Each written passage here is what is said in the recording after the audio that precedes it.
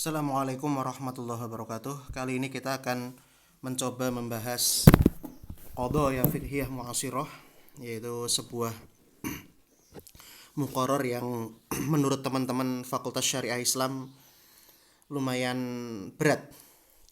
Jadi madkhal tamhidi, kita mulai dari madkhal tamhidi. Ini adalah bab permulaan atau bab awal-awal, bab muqaddimah sebelum kita masuk ke bab-bab yang lain. Jadi madkhal tamhidi ini adalah masuk kepada bab tersendiri, yaitu bab tamhidi. Bisa dikatakan dengan madkhal tamhidi. Bab ini wa yatakawan an hadzal mabhas ini yaitu mabhas tamhidi ini itu terdiri dari 3 subbab. Jadi yang namanya matolib itu adalah subbab. Subbab pertama adalah mafhumul qadaya fiqhiyah mu'asirah. Apa yang disebut dengan qadaya fiqhiyah mu'asirah. Kemudian bab yang kedua adalah pentingnya ahamiyatud dirasah al-qadaya al-fiqhiyah al-mu'asirah. Pentingnya mempelajari qadaya fiqhiyah mu'asirah. Kemudian subbab ketiga adalah tahapan-tahapan atau marahilu dirasatiha, tahapan-tahapan dalam belajar qadaya fiqhiyah mu'asirah. Al-matlab al-awwal, subbab pertama. Jadi ini bukan bab tapi ada subbab. Jadi ada namanya mabhas, di bawah mabhas itu ada matlab. Nah, gitu. Mafhumul fiqhiyah al-mu'asirah. Mafhumul qadaya fiqhiyah mu'asirah. Apa sih yang disebut dengan qadaya fiqhiyah mu'asirah itu? Qadaya fiqhiyah mu'asirah itu adalah istilah yang tersusun dari 3 kata, yaitu qadaya, fiqhiyah, dan mu'asirah. Kemudian untuk mengetahui apa maksud dari 3 kata ini dibahas di bawah ini. Yang pertama adalah pengertian qadaya. Apa sih qadaya itu? Qadaya itu adalah jamak dari qadiyah. Jadi qadiyah itu mufrad, jamaknya itu qadaya. Qadiyah itu adalah kasus, dalam secara bahasa itu kan kasus. Jadi qadaya itu adalah kasus-kasus. Contohnya adalah dari maknanya di sini adalah ini, hukmun wa faslun fi amrin mutanaza' fihi. Menghukumi dan juga memisahkan terhadap suatu perkara yang diperselisihkan. Jadi ada suatu perkara yang diperselisihkan kemudian dihukumi oleh hakim. Nah, itu namanya qadiyah, kasus. Ada kasus persengketaan tanah. Nah, kemudian habis itu oleh hakim dihukumi, dipisahkan mana yang ini dan sebagainya. Seperti itu. Jadi qadiyah itu adalah kasus. Kemudian qadiyah di sini adalah hukmun atau masalah yang dipersengketakan di dalamnya kemudian dibawa ke hadapan hakim untuk dibahas dan juga untuk dipisahkan, diperinci. Nah, itu adalah qadiyah. Intinya kasus. Adapun yang dimaksud dengan qadaya indal mu'asirin itu adalah para ulama-ulama kontemporer, masalah-masalah yang baru yang dibutuhkan ijtihad dari para fuqaha untuk menjelaskan hukum syarak yang terdapat di dalamnya. Jadi masalah-masalah ini baru. Kemudian sekarang sudah kita ketahui apa itu qadiyah atau qadaya. Jadi qadaya itu jamak dari qadiyah, kasus, suatu perkara yang diperselisihkan yang dibawa ke hadapan hakim untuk ditetapkan hukumnya, itu qadaya namanya. Sekarang apa yang dimaksud dengan fiqhiyah? Fiqhiyah itu adalah isim nisbah dari fikih. Jadi perhatikan, fikih itu memiliki isim nisbah namanya fiqhiyah. Seperti Indonesia itu nisbahnya adalah Indonesi atau Indonesia. Jadi kalau Indonesia itu adalah Indonesia, tapi kalau Indonesiah atau Indonesi itu sesuatu yang bersifat keindonesiaan. Jadi isim nisbah itu adalah kata sifat yang diambil dari kata benda. Maka fikih ini kata benda. Nah, fiqhiyah itu artinya adalah sesuatu yang bersifat fikih atau sesuatu yang bersifat kefikih-fikihan, yang disebut dengan isim nisbah. Fikih secara bahasa, adapun fikih itu secara bahasa. Nah, karena kalau fiqhiyah itu kan nisbahnya dari fikih ya. Nah, adapun fikihnya ini yang dimaksud adalah al ilmu bisyai' wal fahmu lahu. mengetahui terhadap segala sesuatu, mengetahui terhadap sesuatu dan paham, bukan hanya tahu saja tapi faham. Wal fatonah, dan memiliki kecerdasan di situ. Sawa'un kana hadza syai' dhahiran aw khafiyan, entah itu sesuatu tersebut jelas atau tersembunyi. Nah, itu. Wes, intinya fikih seperti itu secara bahasa.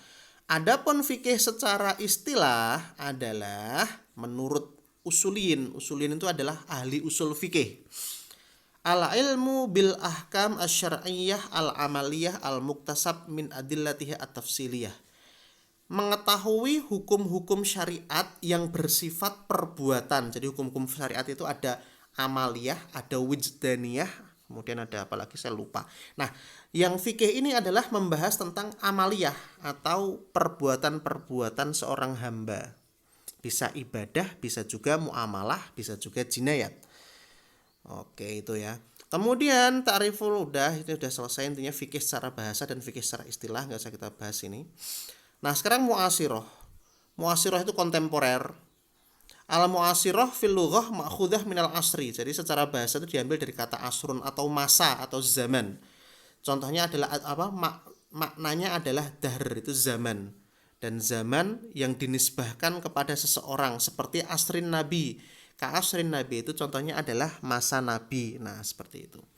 Nah, setelah kita mengetahui apa itu qadoya, apa itu fiqhiyah, apa itu mu'asirah, sekarang kita bahas apa sih sebenarnya qadoya, fiqhiyah, mu'asirah itu. Qadoya, fiqhiyah, mu'asirah itu adalah masalah-masalah dan juga kasus-kasus hukum syariah yang berkaitan dengan perbuatan seorang hamba yang terkena kewajiban yang muncul di masa sekarang. Nah, seperti itu. Yang muncul di masa kontemporer. Walam yasbik alil fuqaha al mutaqaddimin an-nadhru wal ijtihad fiha. Dan belum pernah ada fuqaha zaman dulu atau fuqaha salaf ini memiliki pandangan dan juga berijtihad tentang perkara tersebut. Itu yang disebut dengan qadoya fiqhiyah mu'asirah. Kasus-kasus fikih kontemporer secara bahasa seperti itu. Jadi qadoya fiqhiyah mu'asirah itu adalah kasus-kasus fikih kontemporer. Nah, udah ya. Nah, wa bina'an ala dzalika fa innal qadaya fiqhiyah mu'asirah tashtamilu ala mayali. Ya, intinya qadaya fiqhiyah mu'asirah itu mencangkup beberapa hal berikut ini. Hal pertama, apa sih qadaya fiqhiyah mu'asirah yang dicakup dalam qadaya fiqhiyah mu'asirah itu, yang dibahas dalam qadaya fiqhiyah mu'asirah itu? Ma istajadda fi hayatin nas min masail lam takun ma'rufah min qabl. Sesuatu yang benar-benar baru di dalam kehidupan manusia dari masalah-masalah yang belum pernah diketahui sebelumnya. Fi asyri tasri au fi usuril ijtihad as-sabiqah, yang belum diketahui di masa-masa pentasri'an atau masa-masa Nabi Muhammad SAW, dan juga belum diketahui di masa-masa ijtihad yang terlampau. Jadi kalau kita belajar tarikh tasri itu ada namanya asrul tasri, ada masa asrul ijtihad dan sebagainya. Nah, masalah-masalah baru ini belum pernah ada di zamannya Nabi dan belum pernah ada di zamannya ulama-ulama mujtahid di zaman dahulu. Nah, contohnya adalah a'mal bursoh. Ya, seperti segala transaksi di dalam bursa. Bursa entah itu bursa saham atau bursa keuangan.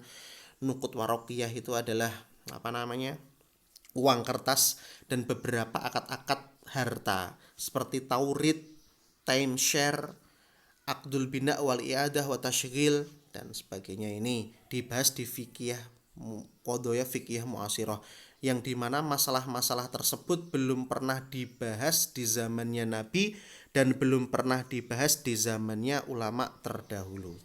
Kemudian yang dibahas di kedua adalah yang dibahas di dalam qadoya fikih mu'asirah selain sesuatu yang benar-benar baru adalah masail wa qadoya kanat ma'rufah min qabl. Ada suatu permasalahan atau kasus yang sudah diketahui sebelumnya, lakinnaha tatawarat, akan tapi dia berevolusi atau bertahap dan berkembang karena perkembangan naluri perkembangan natur itu apa ya?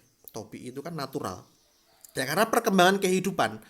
Jadi intinya permasalahan ini sudah diketahui sebelumnya, akan tetapi permasalahan ini berkembang, sehingga ketika permasalahan ini berkembang dan berevolusi, permasalahan ini benar-benar menjadi sesuatu yang baru daripada sebelumnya. Contohnya adalah gambaran perusahaan atau syirkah atau korporasi modern. Seperti contohnya adalah tadomun, tausiyah, mahasoh, kemudian gambaran-gambaran kontemporer tentang jual beli, seperti jual beli bitaksid, jual beli dengan angsuran, kemudian murobahah, kemudian tawarruk, waswarul manafi al muasirah kal hukuk al maknawiyah wa nahwiha, dan sebagainya. Nah, intinya yang pertama tadi, betul-betul sesuatu tersebut baru, belum pernah dijumpai di zamannya Nabi dan para mujtahid terdahulu. Kemudian yang kedua adalah permasalahan tersebut sudah diketahui sebelumnya tetapi berkembang dengan perkembangan zaman sehingga permasalahan ini menjadi sesuatu yang baru. Itu. Kemudian sudah selesai. Jadi itu yang dibahas dalam fikih mu'asirah ya, hanya dua ini yang dibahas di dalam qadaya fikih mu'asirah. Sesuatu yang benar-benar baru, kemudian sesuatu yang sudah diketahui sebelumnya tapi berkembang. Sekarang kita masuk ke dalam bab matlab tsani, subbab kedua. Ahammiyatud dirasah al-qadaya al-fiqhiyah mu'asirah. Ahammiyatud dirasatil qadaya fiqhiyah mu'asirah. Urgensi belajar qadaya fiqhiyah mu'asirah. Pentingnya seperti apa sih pentingnya itu?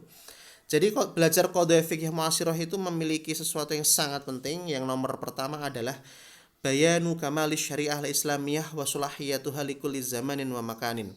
Menerangkan sempurnanya syariat Islam dan masa aktifnya itu bisa aktif sepanjang zaman. Jadi solahiyah itu masa aktif ya, apa ya? Kalau antum di Mesir kan ada beli kartu kan solahiyah. Solahiyah itu kan masa aktif. Solahiyah madal hayah, masa aktifnya sepanjang waktu. Nah, ini solahiyahnya syariah Islamiyah itu di setiap zaman dan makan. Jadi syariah Islamiyah itu aktif dan tetap berlaku di setiap zaman dan di setiap tempat. Menegaskan firman Allah, al-yauma akmaltu lakum dinakum wa atmamtu alaikum ni'mati wa raditu lakum al-islam madina. Oke, itu. Yang kedua, itu adalah hidayatun nas ilal haq, memberikan hidayah kepada manusia kepada jalan yang hak sampai mereka semuanya beribadah kepada Allah Subhanahu wa taala. Kemudian yang nomor 3 adalah tasilus thawab al-ijtihad, mendapatkan pahala ijtihad. Sawa'un kana al-ajrul wahid aul bil ajraini, entah itu pahalanya 1 atau pahalanya 2. Jadi ceritanya orang kalau ijtihad itu kalau salah dapat pahala 1, sementara kalau benar ijtihadnya dapat pahala 2. Sementara qadaya fiqih mu'asirah itu sendiri adalah bagian dari ijtihad. Oke, yang nomor 4. I'ta'ul qadaya al-mustajidah fi kulli asrin minal usur, memberikan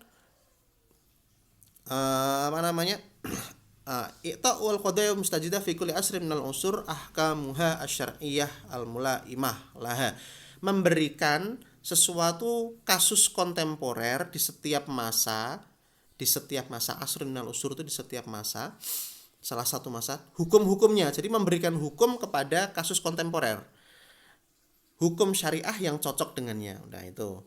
Kemudian yang nomor 5, dirasatul qadaya fiqhiyah mu'asirah huwa min babin nasihah li kitabillah. Ini adalah mempelajari qadaya fiqhiyah mu'asirah itu adalah masuk kepada bab nasihah bagi kitab Allah Subhanahu wa taala dan sunnah Rasulnya dan imam-imam muslimin dan lain sebagainya. Oke. Kemudian yang nomor 6 adalah qat'ut thariq, memotong jalan kepada orang-orang yang enggak suka terhadap syariah Islam, yang dimana orang-orang ini itu mengaku bahwasanya syariat Islam itu enggak aktif, masa aktifnya sudah habis karena zaman selalu berkembang sehingga syariat-syariat yang sudah diturunkan sejak 1500 tahun lalu itu enggak cocok untuk zaman-zaman sekarang. Nah, seperti itu. Ini adalah urgensi belajarnya qadaya fiqhiyah mu'asirah. Kemudian matlab salis. Matlab salis ini adalah subbab ketiga. Subbab ketiga ini adalah tahapan-tahapan dalam belajar qadaya fiqhiyah mu'asirah. Marahil, tahapan, fase-fase. Marhalah pertama. Jadi kalau ada suatu kejadian itu, kita bertahap. untuk menentukan hukum kejadian baru ini itu ada tahapan-tahapannya. Misalkan sekarang sesuatu yang baru itu kan ya yang paling kontemporer untuk saat ini itu kan kripto, itu kan belum pernah ada di zaman dulu. Kripto itu apa, cara transaksinya gimana, kenapa bernilai dan sebagainya, itu dicari tahu, itu adalah masuk kepada kode fikih mu'asirah itu. Nah, ini tahapan yang pertama untuk bisa mengetahui hukum suatu kejadian itu adalah maharatut tasawur. Tasawur itu adalah menggambarkan sesuatu, hakikat sesuatu, gambarannya kayak apa, cara kerjanya bagaimana, bentuknya seperti apa, fungsinya apa, sebabnya apa dan sebagainya, itu yang disebut dengan tasawur. Nazilah itu adalah suatu kejadian baru. Ta'rifu tasawur, pengertian dari tasawur. Husulus surati syai' fil aqli, mendapatkan gambaran sesuatu di akal kita. Wa idrakul mahiyah, dan mengetahui intisari min ghairi ayyahkum 'alaiha binafyin al-itsbat, tanpa menghakimi dulu. Jadi intinya adalah tasawur itu kita mengetahui suatu kejadian ini itu apa, fungsinya apa, sebabnya apa, mengapa demikian, cara kerjanya bagaimana, efeknya apa dan sebagainya. Itu ya yang disebut dengan tasawur. Sebelum kita menghukumi kita harus tahu itu dulu. Misalkan kripto itu apa, cara kerjanya bagaimana, kenapa dia bisa bernilai, ditransaksikan dengan cara bagaimana, kenapa bisa menyebar ke seluruh dunia, kenapa bisa populer, terus efeknya kepada manusia itu apa, manfaatnya apa, mudaratnya apa, itu yang disebut dengan tasawur. Itu ya. Kemudian sudah. Nah, kemudian yang kedua, sanian, kaifiyatu tahqiqit tasawur as-shahih an-nazilah. Cara mengetahui cara tasawur terhadap suatu kejadian. Jadi tasawur itu memiliki cara gitu. Cara pertama adalah untuk mengetahui suatu hakikat kejadian kita harus tasawur dulu, dan tasawur ini ada tiga itijah. Itijah pertama adalah menggambarkan tentang zatun nazilah. Zat itu adalah fisiknya nazilah. Jadi misalkan kripto itu apa?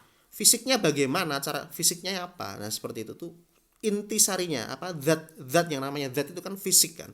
Zat itu intisari, bukan hanya fisik sih, sesuatu yang enggak berfisik juga bisa disebut dengan zat. Intinya subjek utama. Nah, intinya subjek utama, menggambarkan subjek utama dari suatu kejadian. Ini apa sebenarnya ini? Sebenarnya itu apa? Misalkan baik bitaksid itu apa, baiknya bagaimana, nah seperti itu. Kemudian tasawur waqi'un nazilah, menggambarkan kejadian suatu perkara tersebut, entah itu secara waktu atau secara tempat. Ini. Kemudian yang ketiga adalah tasawur mulabisat al-muhithah linazilah, mengetahui hakikat segala sesuatu yang berada di sekitar nazilah tersebut. Nah, ini mulabisat itu adalah aksesoris. Maksudnya segala sesuatu yang dikenakan oleh suatu kejadian tersebut. Contohnya misalkan adalah kripto. Kripto itu mulabisatnya itu apa? Ada komputer, kemudian ada pulsa, kemudian di situ ada listrik dan sebagainya. Ini mulazimat. Contohnya lagi adalah mobil. Mobil itu mulabisatnya apa? Apa yang dipakai oleh mobil itu, aksesoris mobil itu semuanya harus diketahui semuanya, itu mulabisat. Nah, itu ya, cara tasawur ada tiga ijtihad, ada tiga itijah pertama, itijah kedua, itijah ketiga. Pertama mengetahui kondisi realnya suatu kejadian, kemudian mengetahui kejadian tersebut, entah itu masa atau tempat, kemudian mengetahui aksesoris atau hal-hal yang dikenakan oleh suatu kejadian kasus baru tersebut. Oke. Nah, ini yang jadi pertanyaan. Waqad yataghayyaru al-hukmu 'alan nazilah bi'tibari zaman wal makan wa halatul mustafti fiha. Nah, kadang-kadang itu hukum itu bisa berubah. Hukum terhadap suatu kejadian. Kejadiannya satu dan kejadiannya sama, tapi hukumnya bisa berbeda. Karena kenapa? Berbeda waktu dan juga berbeda tempat dan berbeda keadaan orang yang meminta fatwa. Maka daripada itu, fatwa itu terikat dengan tiga hal ini: zaman, waktu, tempat, dan juga kondisi orang yang meminta fatwa. Jadi kejadiannya sama tapi tempatnya beda, itu hukumnya bisa beda. Kejadiannya sama, waktunya beda, kondisi hukumnya juga beda. Kejadiannya sama, kondisi orang yang meminta fatwa beda, hukumnya juga beda. Ini benar-benar seperti obat yang akan diberikan kepada dokter, kepada pasien. Jadi dokter itu harus benar-benar tahu keadaan si pasien ini, tempat dan waktunya. Pasien sekarang yang datang dengan penyakit sama, obatnya bisa berbeda dengan pasien yang diberikan obat untuk penyakit yang sama tapi datangnya kondisi pasiennya beda, seperti itu. Ini hal yang paling penting yang banyak tidak diketahui oleh banyak orang, bahwasanya yang namanya fatwa itu terikat terhadap tiga hal ini: waktu, tempat, dan juga kondisinya, seperti itu. Maka daripada itu, pernah dulu ada seseorang dari Indonesia datang ke Darul Ifta, meminta seluruh fatwa Darul Ifta kemudian mau diterapkan di Indonesia, mau diterjemahkan dan mau diterapkan kepada Indonesia. Ya tidak bisa. Kenapa? Ya karena kondisi Mesir dan kondisi Indonesia beda. Kalau kondisinya sudah beda, fatwanya bisa berbeda. Maka membutuhkan fatwa yang berbeda dari ulama setempat. Seperti itu maksudnya. Oke ya. Nah, kemudian adalah tahapan ketiga, itu khutwatu tahqiq tasawwur as-shahih. Nah, ini langkah-langkah implementasi tasawur yang sahih. Nah, cara tasawur yang benar itu bagaimana sih? Cara-cara tasawur yang benar itu. Tasawur itu udah kita jelaskan ya, mengetahui hakikat kondisi sesuatu. Nah, cara tasawur atau langkah-langkah untuk bertasawur itu seperti apa? Di sini dijelaskan langkah-langkahnya untuk bertasawur. Yang pertama, langkah pertama untuk tasawur itu adalah tahlilul qadiyah al-murakkabah wa tafkikiha ila anasiriha al-asasiyah. Jadi ada suatu kasus ini itu murakkab. Kasusnya itu murakkab. Murakkab itu apa? Terdiri dari banyak kasus. Nah, kasus yang murakkab ini harus kita pisah-pisah dan harus kita pecah-pecah. Sebagai contoh misalkan sepeda. Ini ada sepeda ini, hukumnya apa ya? Untuk mengetahui hukum sepeda kita harus tahu bannya dulu, rodanya dipisah dulu, kemudian stangnya dipisah dulu, tempat duduknya dipisah dulu, rantainya dipisah dulu, kemudian baru baru dipisah-pisah dulu aja dulu yang pertama itu. Ya gitu ya. Jadi ada suatu kejadian dan kejadian tersebut murakkab. Murakkab itu tersusun. Ini ada mobil nih, untuk mengetahui hukum mobil nih gimana ya, tidak bisa langsung dikasih hukumnya, dikasih tahu berarti rodanya dipisah dulu, kemudian setirnya dipisah dulu, kacanya dipisah dulu. Itu nanti akan dibahas satu persatu, kemudian membahas hukum mobil secara keseluruhan, seperti itu. Jadi kalau kasusnya itu murakkab, itu harus dipisah-pisah atau dipecah-pecah, tafkik.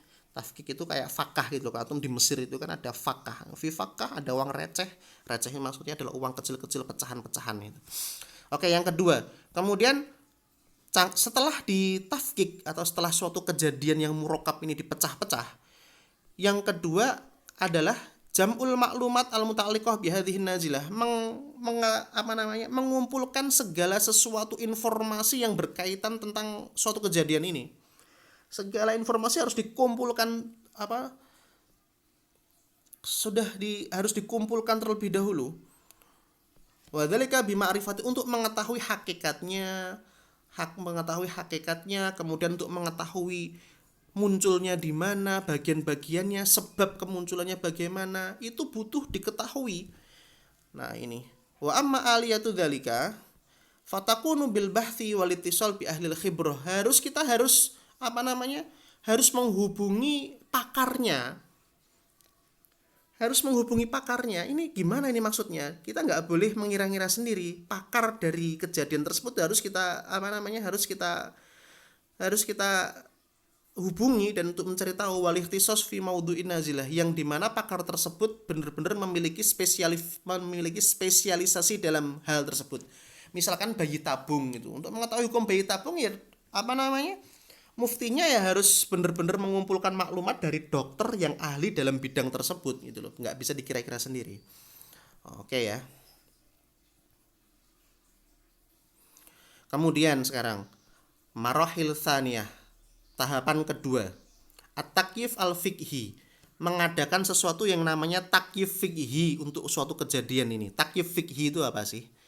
Awalan makna at-takyif al-fiqhi irja'un nazilah ila asliha asy-syar'i, mengembalikan suatu kejadian ke dalam pokoknya syariat, ke dalam pokok syariatnya yang terdiri dari kitab, sunnah, ijma' dan kaidah kuliah ammah.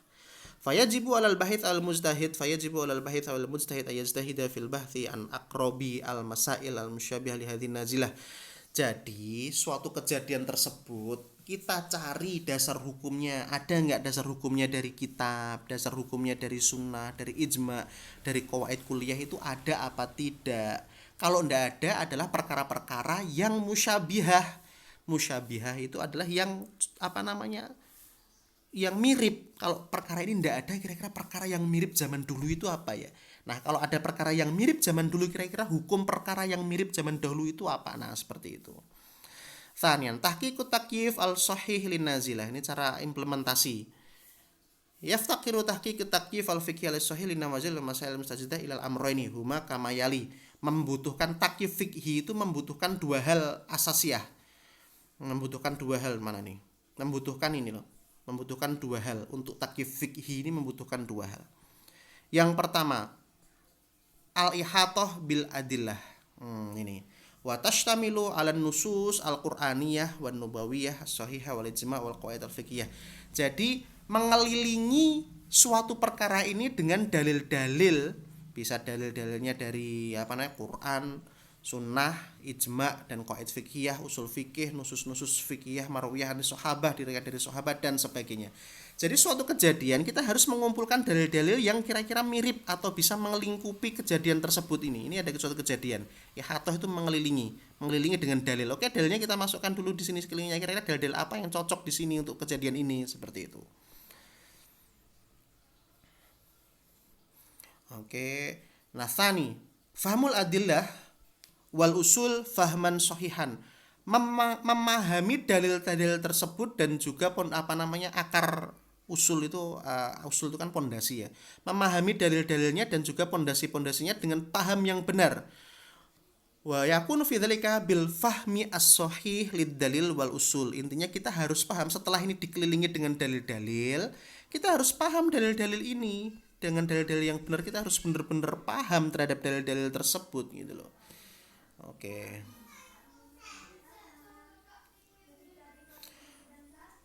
Wa mimma yusa'idu al-bahith awil mujtahid ala takyif al-fiqhi as-sahih linazilah al-fiqhiyah. Ini adalah sesuatu yang bisa menolong mujtahid untuk takyif fiqhi as-sahih. Hal-hal yang bisa menolong. Hal-hal yang bisa membantu dalam takyif fiqhi. Yang pertama adalah ardun nazilah ala aqwalis sahabah. Memaparkan suatu kejadian kepada qaul-qaul sahabah dan ijtihad mereka. Id annahum afham nas ba'da rasul, karena mereka adalah orang yang paling paham setelah rasul bagi kalam Allah wa sunnatur rasulih. Jadi ini ada suatu kejadian ini, kemudian kita paparkan terhadap qaul-qaul sahabah dan juga ijtihad para sahabah, karena sahabah adalah orang yang paling memahami Nabi Muhammad SAW. Kemudian yang kedua adalah memaparkan suatu kejadian tersebut atas qawaid fiqhiyah al-muqarrarah fil kutub al-usul. Suatu kejadian ini kita paparkan di hadapan qawaid fiqhiyah. Nah, jadi memaparkan kejadian di hadapan para sahabah. Yang kedua adalah memaparkan kejadian di hadapan qawaid fiqhiyah. Kemudian yang ketiga adalah ardun nazilah ala ijtihadi a'immatil madzhab al fiqhiyah. Memaparkan kejadian ini di hadapan ijtihad para imam yang para imam madzhab yang yang bisa diikuti. Nah, kemudian seperti itu. Kemudian berikutnya tiga ini. Nah, ini jadi adalah tiga hal yang bisa menolong tentang takyif fikhi. Yang pertama, ini ada suatu kejadian nih, ini kan. Kira-kira sahabat pernah membahas tentang kejadian ini apa enggak? Nah, itu kan. Kemudian ketika sahabat kira-kira enggak pernah membahas tentang kejadian ini, ya kita kembalikan kepada qawaid fiqhiyah. Qawaid fikih ini ada babnya sendiri, yang dimana ini ada kitabnya sendiri dan ini tebal. Kira-kira ini kejadian ini ada qawaid fikihnya apa enggak? Ada kaidah fikihnya apa enggak? Kalau ada, maka qawaid fikih tersebut kita masukkan dalam situ kejadian tersebut dan bisa mengelilingi kejadian ini. Kemudian ketika enggak ada qawaid fikihnya, kemudian ataupun ada juga kita memaparkan perkara tersebut di hadapan ijtihad madzhab fikih. Kira-kira ulama di zaman dahulu itu pernah membahas tentang kejadian ini apa enggak? Nah, ini adalah tiga hal yang bisa membahas, yang bisa yang bisa membantu tentang takyif fikhi. Oke, karena ini waktunya panjang sekali, nanti kita akan lanjut di part kedua ya. Kita lanjut di part kedua, akan kita lanjut. Wassalamualaikum warahmatullahi wabarakatuh.